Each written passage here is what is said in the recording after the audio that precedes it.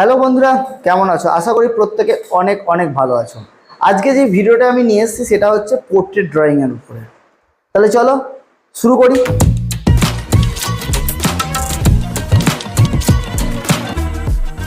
Welcome to my channel motivational art and teaching থেকে আমি অনিরুদ্ধ।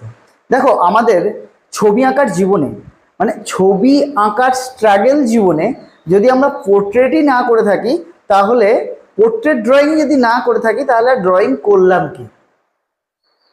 এটাই তো তোমাদের প্রশ্ন, যে মানুষের মুখ যদি আমি নাই করতে পারি, পোর্ট্রেটকে যদি ড্র না করতে পারি, পোর্ট্রেটকে যদি না মেলাতে পারি, তাহলে আর ছবি এঁকে লাভ হলোটাই বা কি?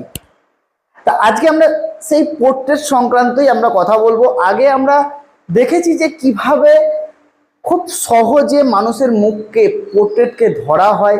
আজকে আমরা তার একটু অ্যাডভান্স লেভেলে যাব, যে সেখানে কীভাবে শেডকে, পেন্সিল শেডকে ইউজ করা হয় এবং পোর্ট্রেটকে করা হয়, এবং পোর্ট্রেটটাকে কীভাবে অ্যাপ্রোচ করা হয়।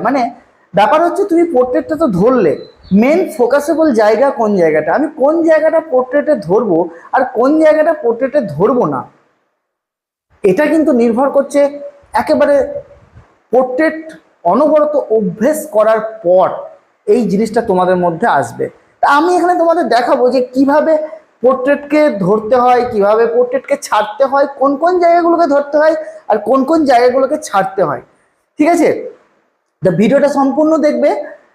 আশা করি তোমরা পোর্ট্রেট সংক্রান্ত ব্যাপার বুঝতে পারবে। তা অতএব একটা লাইক এবং কমেন্ট অবশ্যই করে দিও। আর আগে পোর্ট্রেট সংক্রান্ত ভিডিও পেতে চ্যানেলটিকে সাবস্ক্রাইব করে রাখো, এবং ইজি পোর্ট্রেট, ওকে, পরবর্তীকালে আরো ভালো ভালো ভিডিও আসতে চলেছে তোমাদের জন্য। তাহলে চলো আজকের ভিডিওটা দেখি। তাহলে আমরা প্রথমেই পোর্ট্রেটটাকে কিভাবে ধরি দেখো। প্রথমে আগে যেভাবে আমরা পোর্ট্রেট ড্রয়িং শিখেছি, অ্যাকচুয়ালি ফেস ড্রয়িং শিখেছি, সেই ফেস ড্রয়িংটাকে আমরা নেব। প্রথমে আমরা গোল, তারপরে আমরা তিনটে ভাগে ভাগ করব, ঠিক আছে, সমান তিনটে ভাগে ভাগ।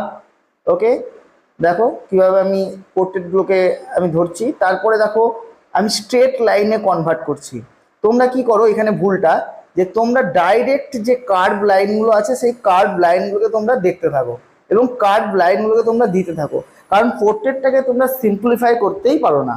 আর পোর্ট্রেটটাকে যদি তুমি সিম্পলিফাই করতে পারো, ড্রয়িংটাকে যদি তুমি সিম্পলিফাই করতে পারো, তোমার কাছে এই পোর্ট্রেট ইজি হয়ে যাবে। দেখো আমি এখন এখনো কার্ভ লাইন আমি দিইনি, জাস্ট স্ট্রেট লাইনে আমি গিয়ে তার আকারটাকে বানিয়েছি।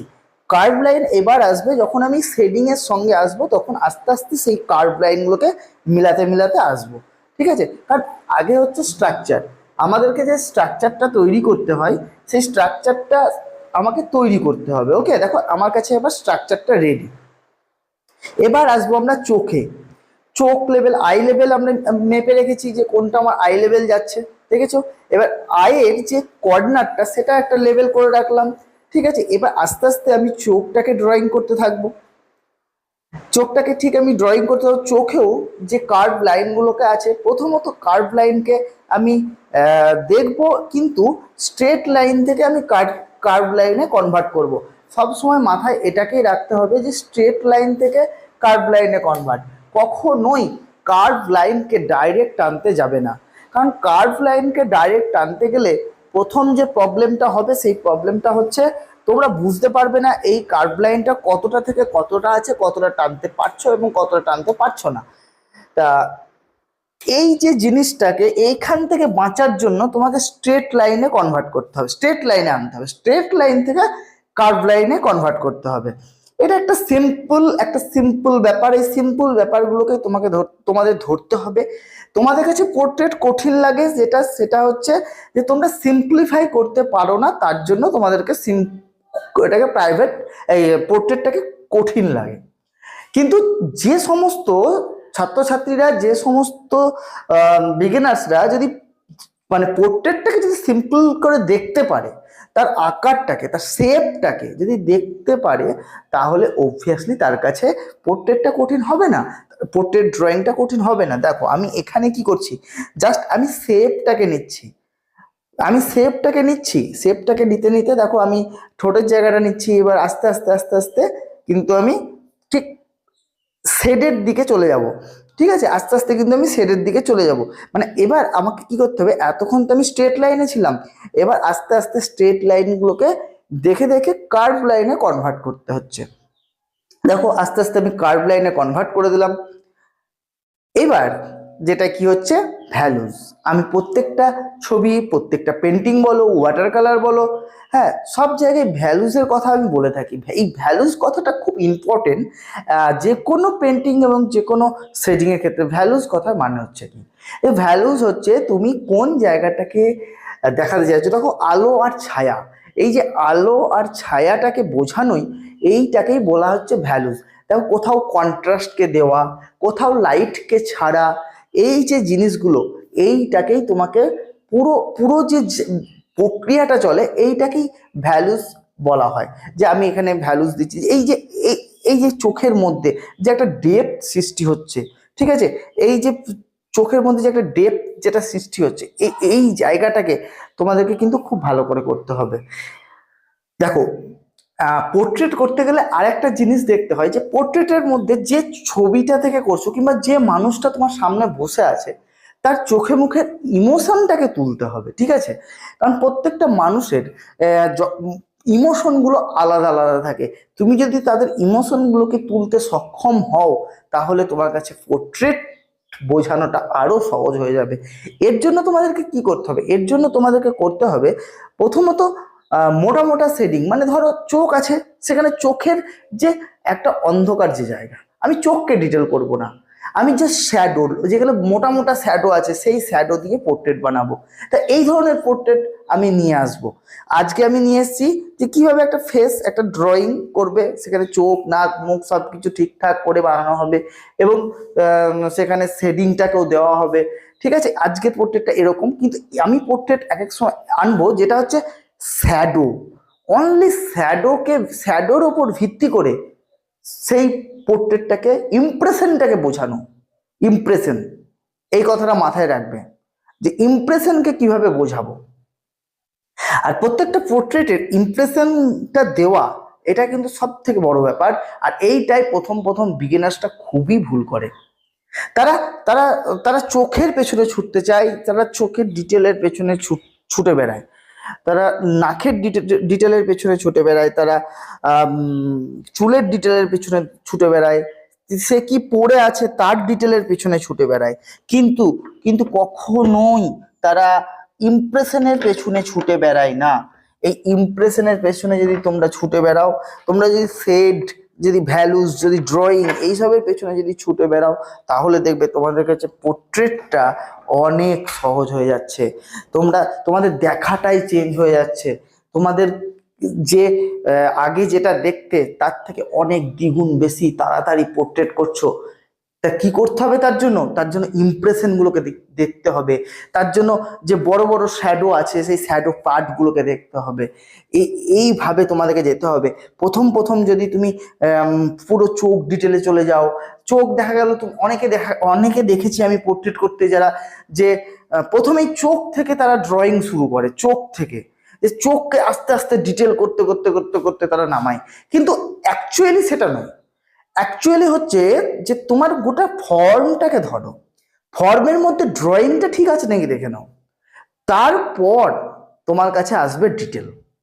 যখনই তুমি চোখ থেকে ডিটেলে চলে যাবে, চোখ ডিটেল করবে, নাক ডিটেল করবে, তারপর ঠোঁট ডিটেল করবে, তারপরে তুমি গিয়ে কি করবে, চুল ডিটেল করবে। এই করতে করতে দেখা যায় যে তোমাদের যে মাপঝোঁক, যে আমাদের যে মেজারমেন্ট, সেই মেজারমেন্টের সর্বনাশ, পুরো সর্বনাশ হয়ে যায়। তখন পোর্ট্রেটটা কি হয়, কোনোটা ব্যাঁকা হয়ে যায়, কোনোটা পোর্ট্রেট মিলে না, হয়তো চোখ মিললো তো নাক মিললো না, হয়তো চোখ নাক মুখ মিললো, হয়তো শেপ মিলছে না। এই এই এত কিছু প্রবলেম হয়, এত কিছু প্রবলেম। আর এই প্রবলেমগুলোকে এড়ানোর জন্যই একটাই সলিউশন, প্রপোর্শন ধরো, ড্রয়িংকে দেখো এবং সিম্পলভাবে ড্রয়িংকে দেখতে শেখো, প্রত্যেকটা ড্রয়িংকে সিম্পলিফাই করতে শেখো। একজন আর্টিস্টের কাজই হচ্ছে ড্রয়িংকে, কঠিন জিনিসগুলোকে সিম্পলভাবে দেখা। যেদিন থেকে এই জিনিসটা তোমাদের মধ্যে চলে আসবে যে কোনো, যতই হার্ড ড্রয়িং হোক, যতই হার্ড কিছু হোক, সেটাকে সিম্পল ভাবে দেখতে শেখা এবং সিম্পল ভাবে সেই ড্রয়িংগুলোকে ভাগ করতে যখনই তুমি শিখে যাবে না, তখনই দেখবে তোমার হাতের পোর্ট্রেট বলো, পেন্টিং বলো, যে কোনো জিনিস তুমি অতি সহজেই নামিয়ে দিতে পারছো। তোমাদের এখন যে প্রবলেমটা হয়, সেই প্রবলেমটা হচ্ছে যে তোমরা সিম্পলিফাই করতে পারো না। তা আজকে এখানে লেখো কমেন্টে যে হ্যাঁ আমি সিম্পলিফাই করতে পারি এবং করার চেষ্টা করছি। দেখি কজন তোমরা সিম্পলিফাই করে পোর্ট্রেট কিংবা যে কোনো ড্রয়িংকে তোমরা সিম্পলিফাই করতে শিখেছো। আমি তো প্রত্যেকটা ভিডিওতে বলি যে সিম্পল করতে শেখো, ড্রয়িংগুলোকে স্ট্রেট লাইনে দেখতে শিখো, কখনোই কার্ভ লাইনে নয়। হ্যাঁ আমরা দেখি, আমাদের চোখ যে কার্ভ লাইনকে আগে দেখে, কিন্তু যদি তুমি স্ট্রেট লাইনকে দেখা একবার শুরু করে দাও, তাহলে তোমার কাছে ড্রয়িং ইজি, যে কোনো ড্রয়িং ইজি। তা আজ থেকে তোমরা আমাকে কমেন্ট বক্সে লেখো যে স্ট্রেট লাইনে তোমরা দেখছো এবং সেটাকে সিম্পলিফাই করে দেখছো। যেদিন থেকে এইভাবে প্র্যাকটিস করবে, দেখবে তোমাদের হাত আরো গ্রো করছে। অনেকের আরো একটা ভুল হয়, যেটা তোমরা প্রথমেই যে কোনো জিনিসকে নিয়ে মুখের ওপর হয়তো শেডটাকে তোমরা এড়িয়ে যাও, তোমরা স্ট্রোকটাকে তোমরা এড়িয়ে যাও। তোমরা হয়তো দেখা গেল যে কোনো লেডকে তোমরা নিলে সেখানে হয়তো ঘষে দিলে, এবং কোনো হয়তো গ্রাফাইট সেটাকে ঘষে তোমরা মুখের মধ্যে সেই শেডগুলোকে তৈরি করছো কাপড় দিয়ে। কিন্তু আমি বলবো প্রথম স্ট্রোক দেখো, প্রথম স্ট্রোকে আমরা কেন যেতে বলছি, কারণ স্ট্রোক কি পারে আমাদের একমাত্র হাতকে পরিবর্তন করতে। তোমার স্টাম্প বলো, তোমার টিস্যু পেপার বলো, এগুলো তোমাদের হাতকে পরিবর্তন করবে না, এগুলো তোমার স্কিলকে পরিবর্তন করবে না, এগুলো তোমার স্কিলকে ডোবাবে। কিন্তু তুমি যদি স্ট্রোকে কাজ করো, ঠিক আছে, স্ট্রোকে যদি কাজ করো, তাহলে কিন্তু তোমার হাতের পরিবর্তন হবে। দেখো এইটা যে আমি লেডটাকে ঘষছি, এইটাকে আমি টিস্যু পেপার দিয়ে ব্যাকগ্রাউন্ডে দেবো, কিন্তু আমি মুখে কিন্তু আমি স্ট্রোকে হালকা স্ট্রোকে কাজ করেছি, ঠিক আছে। যতক্ষণ হয়ে যাবে স্ট্রোকে আমি ব্যাকগ্রাউন্ডটা দিয়ে দিলাম। আর চুলটা দেখেছো, চুলটা যেভাবে পাক এসেছে সেইভাবে আমি কিন্তু পেন্সিলটাকে ঘুরিয়েছি।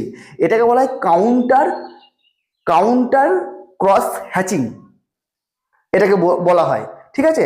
এই যে চুলের যে সেটটা দেওয়া আছে, এটা কাউন্টার ক্রস হ্যাচিং, ঠিক আছে। তো তোমরা এটা যদি জেনে থাকো তো কমেন্ট বক্সে আমাকে লেখো। কি বললাম? কাউন্টার ক্রস হ্যাচিংটা অ্যাকচুয়ালি কি? কাউন্টার ক্রস হ্যাচিংটা হচ্ছে যে বস্তুটা যে ফর্মে যাবে সেই ফর্মে আমাকে সেটটা দিতে হবে এবং সেই ফর্মেই আমাকে আলো ছায়া এবং ডেপথটাকে ধরতে হবে। তো এই জিনিসটাই হচ্ছে কাউন্টার ক্রস হ্যাচিং। দেখো শেডিং এর অনেকগুলো ভাগ আছে, প্রায় তোমার 6টা মতো ভাগ আছে।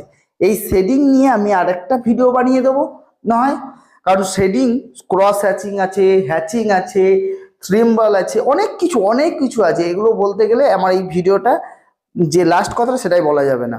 দেখো যে আমি যে এই নিচের জায়গাটা ছেড়ে দিলাম, আমার মেন হচ্ছে মুখের জায়গাটা, তাই মুখের জায়গাটাকে রেখে আমি বাকি জায়গাটাকে কিন্তু ছেড়ে দিলাম। আমি কিন্তু শাড়িতে আর কোনো রকম ডিটেল আমি করলাম না, কেননা আমার প্রায়োরিটি হচ্ছে তার ফেস। তার ফেস যখনই আমি বার করা হলো, ঠিক তারপরেই কিন্তু আমি তার শাড়িতে ঠিক সেই রকম আর ডিটেল করলাম না, কারণ তাতে আর চোখটা যেন আমার শাড়ির দিকে না গিয়ে পোর্ট্রেটের দিকে থাকে।